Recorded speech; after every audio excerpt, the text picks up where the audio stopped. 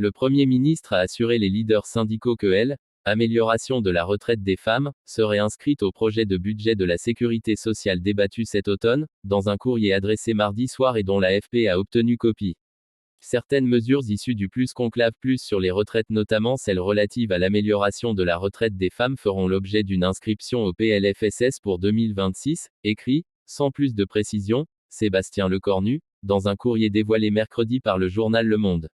Le Premier ministre dit par ailleurs souhaiter poursuivre les échanges autour des enjeux de pénibilité et d'usure professionnelle, sujet de discorde entre le patronat et les syndicats pendant le conclave. Le courrier de M. Lecornu est un hors-sujet complet qui ne répond à aucune de nos exigences sur les retraites, et ne nous donne aucune réponse à nos questions sur le budget, a réagi mercredi sur RTL la secrétaire générale de la CGT Sophie Binet. La syndicaliste continue à dire qu'il faut abroger la réforme des retraites de 2023. Après 4 mois de concertation, les négociations pour amender cette réforme impopulaire ont pris fin en juin sur un constat de désaccord concernant les modalités de prise en compte de la pénibilité entre le patronat MEDEF, CPME, et les 3 syndicats qui les ont menés jusqu'au bout, CFDT, CFTC et CFE-CGC. Dans son ultime et infructueux effort pour trouver un accord en juin, le conclave avait proposé de rendre un peu plus favorable le calcul de la retraite des femmes ayant eu des enfants.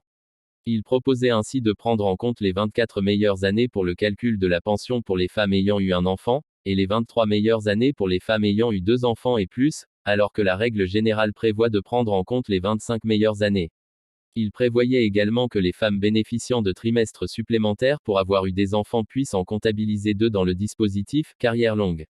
Ce dispositif permet de partir avant 64 ans lorsque l'on a commencé à travailler tôt. Ces 2 mesures coûteraient chacune 200 millions d'euros en 2030, selon le document du conclave. Le Premier ministre, qui avait un temps ambitionné de réactiver le conclave, selon des informations de presse, s'est vu opposer une fin de non-recevoir par la CFDT, première centrale syndicale. La CFDT a négocié loyalement pendant 6 mois pour corriger la dernière réforme. Le MEDEF a préféré l'échec. La seule voie possible pour la CFDT est désormais de suspendre la réforme et de renvoyer les choix futurs à 2027, avait rappelé début septembre la centrale syndicale.